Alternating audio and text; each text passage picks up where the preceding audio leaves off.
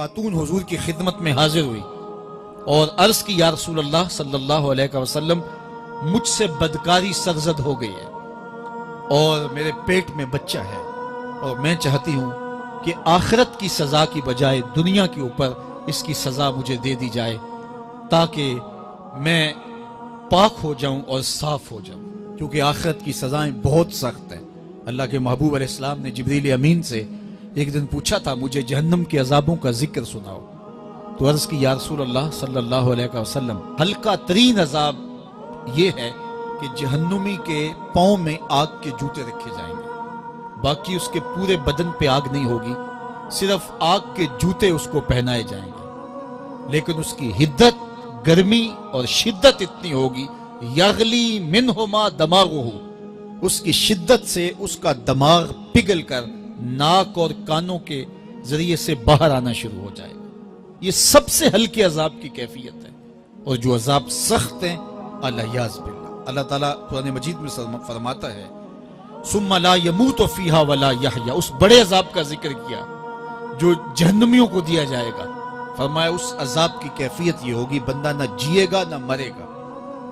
جیے گا اس لیے نہیں کہ آگے اور پیچھے دائیں اور بائیں آگ ہی آگ ہوگی، تو اس آگ میں جینا کو جینا تو نہیں ہوگا، اور مرے گا اس لیے نہیں کہ موت کو موت آ چکی ہوگی۔ تو وہ کتنا سخت عذاب ہوگا الیاذ باللہ کہ ہلکے ترین عذاب کی کیفیت یہ ہے کہ پاؤں میں آگ کا جوتا اور دماغ پگھل کے ناک اور کانوں کے راستے سے باہر آ جائے۔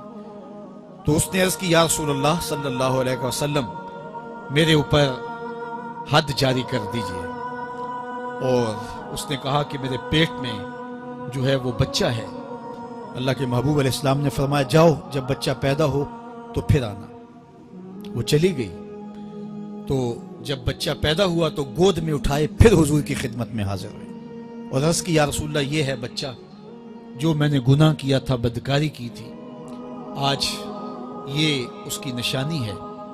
تو اللہ کے محبوب علیہ السلام نے فرمایا کہ اسے لے جاؤ اور اسے دودھ پلاؤ، اور جب یہ کچھ کھانے پینے لگ جائے گا تو پھر آنا۔ کچھ دنوں کے بعد وہ دوبارہ حاضر ہوئی اور اس نے اس بچے کے ہاتھ میں روٹی کا ٹکڑا دیا ہوا تھا اور عرض کی یا رسول اللہ دیکھ لیجئے اب یہ روٹی کھانے لگ گیا ہے۔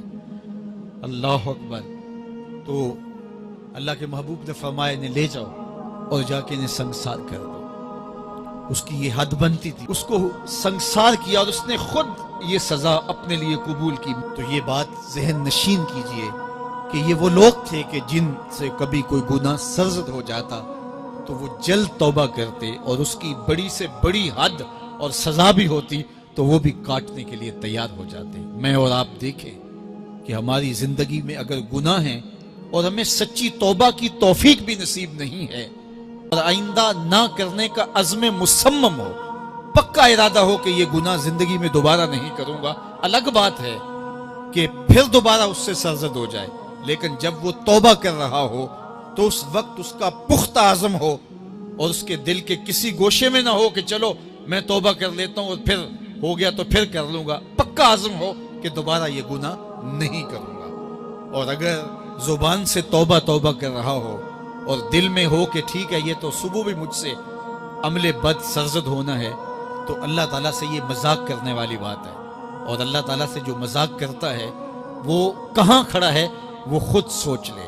وہ کیا کسی نے کہا تھا کہ توبہ کی پھر توبہ کر کے توڑ دی، میری اس توبہ پہ توبہ کر اٹھی۔ تو ایسی توبہ نہیں ہے کہ جو رسماً کسی مجلس میں چلے گئے، کسی اجتماع میں چلے گئے تو سب لوگوں نے توبہ کی تو وہ بھی توبہ کرتا رہا، لیکن اس کا عزم مصمم پختہ ارادہ نہیں تھا گناہوں کو چھوڑنے کا، تو یہ توبہ نہیں، یہ مذاق ہے۔ اس لیے اللہ کے حضور سچی توبہ یہ ہے کہ ماں قبل کے گناہوں سے مٹی کے گھروندے پاؤں پہ بناتا ہے اور انہیں مسمار کر دیتا ہے۔ وہ کبھی آپ نے دیکھا ہوگا کہ بچے ریت میں اپنا پاؤں رکھ کر کے اوپر سے ریت تھپک لیتے ہیں اور پھر پاؤں ہولے سے نکال لیتے ہیں، بچ جائے تو بڑے خوش ہوتے ہیں، اور جب کھیل ختم ہو جاتے تو اسے گرا دیتے ہیں اپنے ہاتھوں سے۔ بہلول بھی اسی شغل میں لگا ہوا ہے، بہلول یہ کام کر رہا ہے، گروندے بناتا ہے گراتا ہے، گروندے بناتا ہے گراتا ہے۔ بادشاہ گزرا، پوچھا بہلول کیا کر رہے ہو؟ ہنس کے کہا جنت کے مکان بنا رہا ہوں۔ کہا بیچتے ہو؟ ہاں بیچتا ہوں. کتنے کا؟ 10 روپے کا، سیل لگائی ہوئی ہے. بادشاہ مسکرا کے گزر گیا. دیوانہ ہے، مجنوں ہے، اپنی موج میں لگا ہے.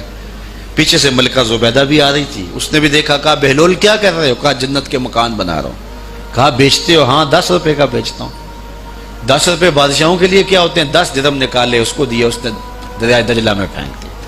فقیر اتنی دیر تک فقیر نہیں بنتا. داتا صاحب فرماتے جب تک مٹی کا ڈھیلا اور سونے کی ڈلی اس کی نظر میں برابر نہیں ہو جاتا.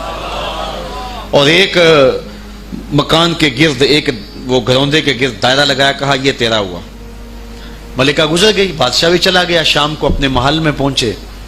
بادشاہ سویا. منظر جاگا کہ حشر کا دن ہے، پھر جنت کا منظر ہے. جنت میں بڑے بڑے خوبصورت مکان ہیں.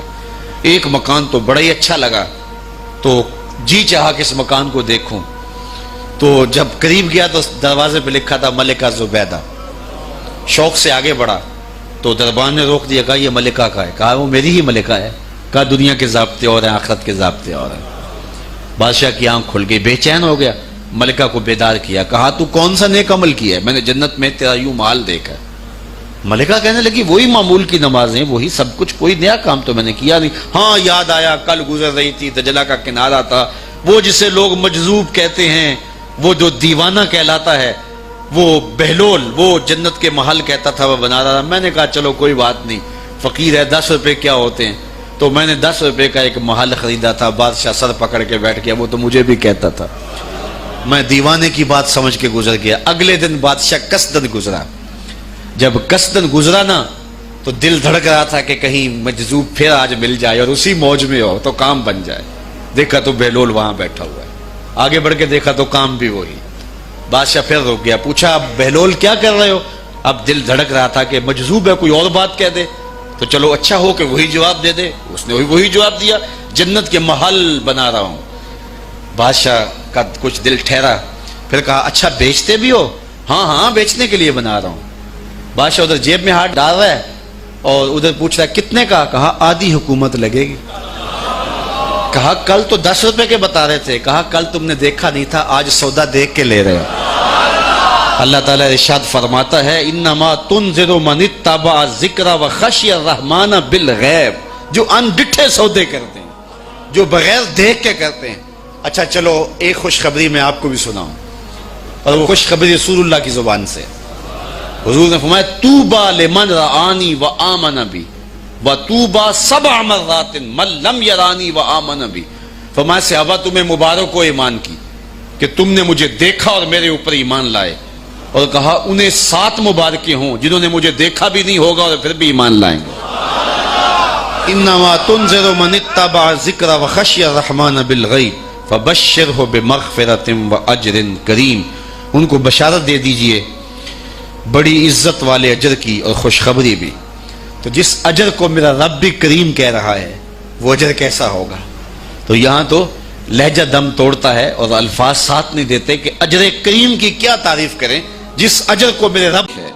لا فضل لعربی علی اعجمی. کسی عربی کو اجمی پر کوئی فضیلت نہیں ہے، اور کسی اجمی کو کسی عربی پر کوئی فضیلت نہیں ہے. کسی گورے کو کالے پر، کسی کالے کو گورے پر کوئی فضیلت نہیں. فضیلت کا معیار صرف تقوی ہے. ہمارے آج بھی ہندوانہ رسمیں ختم نہیں ہو رہی. دولت کی تقسیم پر، امیر غریب کی بنیاد پر اس معاشرے میں تقسیم موجود ہے. ہمارے دیہاتوں میں چودھری اور کمی کی بنیاد پر تقسیم موجود ہے. رعایا اور حکمرانوں کی بنیاد پر یہاں تقسیمیں موجود ہیں. لیکن میرے اور آپ کے آقا و مولا نے قیامت تک آنے والی انسانیت کے لیے جو منشور دیا وہ یہ تھا کسی عربی کو اجمی پر کوئی فضیلت نہیں، کسی اجمی کو عربی پر کوئی فضیلت نہیں، کسی گورے کو کالے پر کوئی فضیلت نہیں. چونکہ کالے رنگ بھی اللہ نے بنائے ہیں، گورے رنگ بھی اللہ نے بنائے. حکیم لقمان رنگ کے کالے تھے اور صورت اچھی نہیں تھی. تو کسی نے ان سے پوچھا کہ آپ اتنے بدصورت کیوں ہیں؟ تو حکیم لقمان نے کیا جواب دیا؟ کہا آپ شکل میں نقص نکال رہے ہیں یا شکل بنانے والے میں نقص نکال رہے ہیں؟ تو وہ خاموش ہو گیا. اللہ اکبر. تو یہ اللہ نے بنایا ہے نا, اس نے کانٹا بھی اس نے پیدا کیا ہے, پھول بھی اس نے پیدا کیا ہے, چہروں کی رنگت اس نے بنائی ہے, کسی میں کوئی رنگ بھر دیا, کسی نے کوئی رنگ بھر دیا. تو رنگوں کی بنیاد پر, نسب کی بنیاد پر کوئی افضل, کوئی اشرف, کوئی اعلیٰ, کوئی بد, یہ نہیں ہے, بلکہ معیار جو دیا گیا وہ کیا تھا؟ تقوی. ان اکرمکم عند اللہ اتقاکم, جو زیادہ متقی ہے اللہ کے نزدیک وہی معزز ہے, وہی معتبر ہے. پھر حضور علیہ الصلوۃ والسلام نے عورتوں کے بارے میں تاکید کی کہ وہ تمہاری زیر دست ہیں, ان کی ملک کچھ نہیں ہوتا اور کمزور ہیں, ان کے بارے اللہ سے ڈرنا. اور حضور نے ان کے ساتھ حسن سلوک کرنے کی وصیت کی. پھر غلاموں کے ساتھ حسن سلوک کرنے کا حضور نے درس دیا کہ جو خود کھاتے ہو وہ انہیں کھلاؤ, جو خود پیتے ہو انہیں پلاؤ, جو خود پہنتے ہو انہیں پہناؤ. بعض لوگ ملازم کو, ماتحت کو جو ہیں وہ ہلکے کپڑوں میں کسن رکھتے ہیں تاکہ پتہ چل جائے کہ یہ غلام ہے, یہ ملازم ہے اور ہم باس ہیں.